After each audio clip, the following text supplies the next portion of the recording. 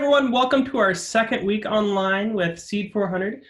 This week we're going to kind of continue talking about the instructional sequence, and this week what we're really focusing in on are two different types of strategies, communication strategies and collaboration strategies, really focused around what we read out of the Denise White book in chapters 3 and chapters 4.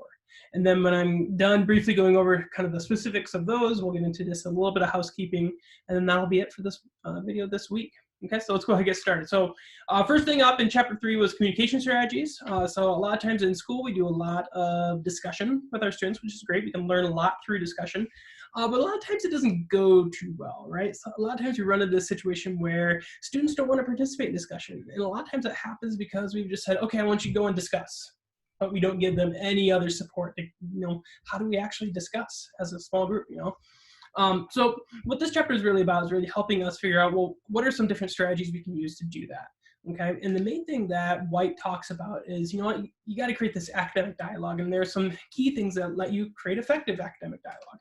And the first one is you have to have some kind of structure, right? Because if you don't have structure where students know kind of how they should be interacting with each other, it's really not going to go well. Right, so that means you actually have to have a discussion activity that you're going to use, or a discussion strategy. A lot of times with students in this particular class I've had in the past, they will say in their lesson plan that, we are going to discuss, the causes of World War II, something like that, right? But then that's great, but like, how are you going to actually do that? How are you going to facilitate that discussion in your classroom? Like, what does that look like, right? If I'm reading your lesson plan and I'm sitting in the back of your classroom, I should be able to tell, you're going to have students do this, this, and this, right? This is what this discussion looks like. I should be able to tell that in your lesson plan before I actually see it happen in class.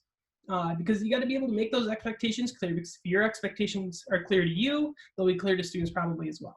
Okay, so if you have an actual activity that provides that structure so everyone kind of knows, hey, this is how we should be interacting with one another. Okay, and the good thing is on pages 52 through 68 in our book, she has a lot of different discussion activities and strategies that you can use that work really well. So you should use some of those. Okay, now the second thing that's useful for creating effective academic dialogue and discussion in the classroom is using sentence stems. Okay, because a lot of times we have to battle the students that are really shy. Right? I definitely was one of those students when I was in high school. Like, I didn't want to speak up, right? But then you also have the students that want to speak up, but maybe they don't know how, right? They don't have the words, they don't have the, the structure to put their words into practice, right? They don't know how to communicate very well. So if you provide these sentence stems, it really helps them do that, right? They can say, I agree with so-and-so because of X, Y, and Z. Or if you're using a book or doing some kind of, deep dive into a piece of literature, it's like, well, on page so-and-so, it says this, so I think this really means, right? It gives them kind of that scaffolding to help them out, right? And sometimes that's all they need to be able to have a good discussion, right? Give them some of the words. Accountability is a huge piece with discussions, because a lot of times if we just think, well, students are going to talk and they're going to get it, and then I'm just going to go back into my lecture, those tend to not be very effective discussions, right? So you want to have something where they can contribute to the larger group, right? Because if you're splitting students up into these smaller groups throughout the classroom, you got maybe 4 or 5 different groups going, they should be contributing to a larger kind of sharing as a whole class, right? There should always be some kind of sharing reporting that students do based on what they talked about, right? Because what group 1 talked about might be different than every other group in the classroom, right? And you want to, share some of that learning that happened in the small group, because that's how everyone can benefit.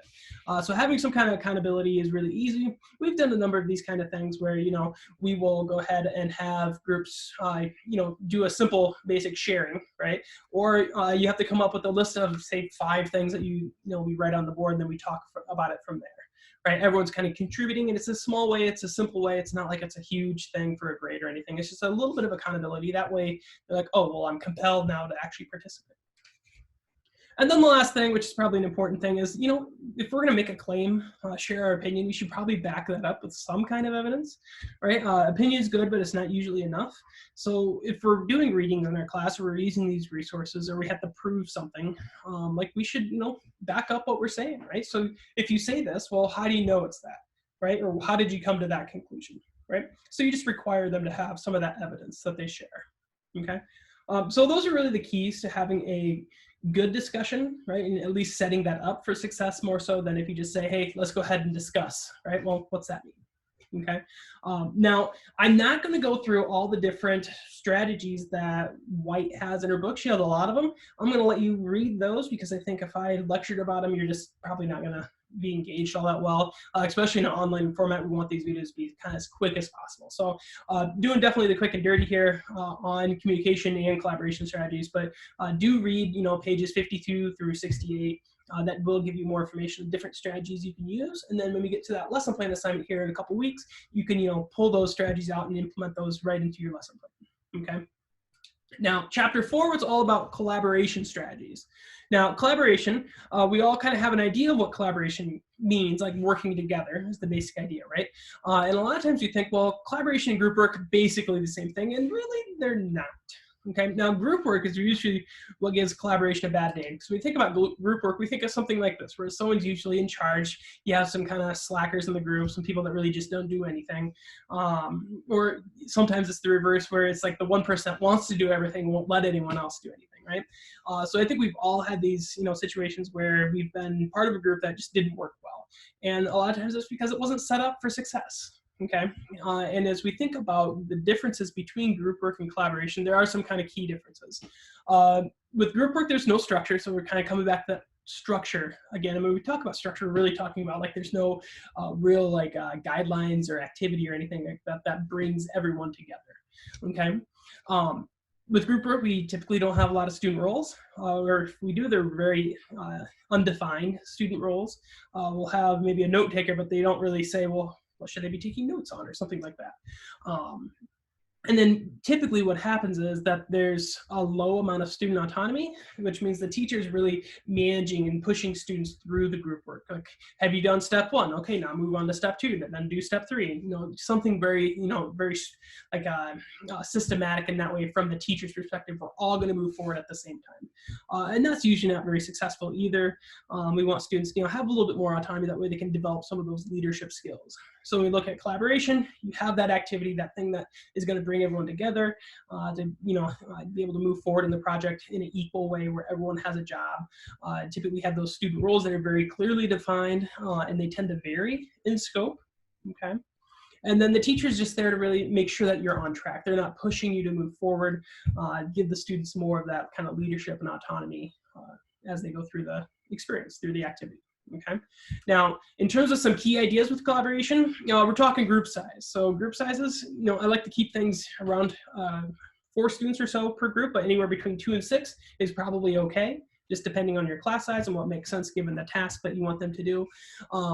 Usually once you get 6 and above, that's where you're starting to get kind of getting kind of big, so it might be kind of difficult, but sometimes a large group makes sense. But usually if you can keep it around that 2 to 6, somewhere in there. I like 4 a lot. It seems to work really, really well from my experiences. But you pick whatever seems right, and you'll figure this out as you do more group-based and collaborative-based things in the classroom. You got to have that structure. Coming back to that structure, it seems to be the theme of this week's little lecture video here. You got to have some kind of activity that kind of brings everyone together, because that's going to define kind of what it is that you're trying to do, what that goal is, and then how they're actually going to do it. Okay. It also is going to make clear, what do you expect of them in terms of their interactions, as well as this is what a successful outcome looks like, right? This is what I'm looking for when you're all done as a group. And there's probably going to be a group accountability thing, right? You're going to give a group grade, right? But then you're also probably going to give individual grades as well, right? Because the individual roles and jobs that students are doing should be contributing to the overall task completion, right? And I'll kind of give you an example here in a minute.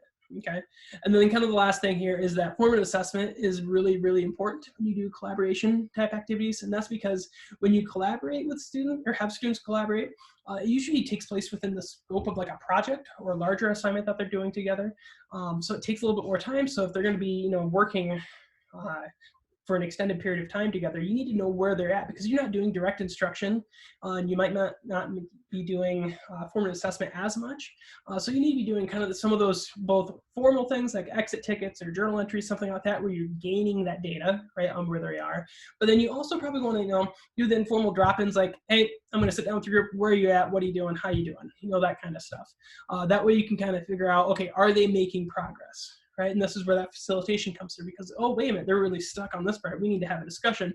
Then you can kind of talk about that, but you're not forcing them, kind of lockstep to go through the different steps of the project, okay? Now, an example of what collaboration looks like. This is actually a real example. So part of my job at USD is writing research papers, right? We publish those in academic journals. And so as we look at creating these articles, you can think of that as your goal or the structure of your activity in the classroom, right? You got this project you want students to do, and in this case, my project is, we're gonna write this journal article.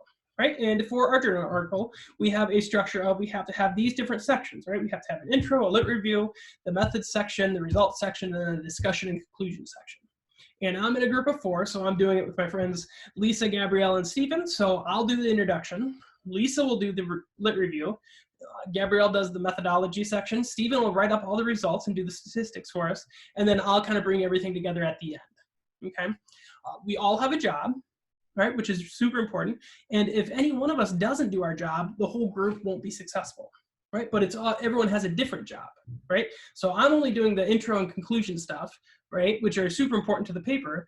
But you know what? It's no more important or less important than doing the results or any of these other sections, right? We all have to work together to be able to achieve our goal. And that's really what we're shooting for with collaboration, is like we have this big goal and we're all going to take a segment of it to be successful and actually produce something, okay? That's what we are wanting from collaboration.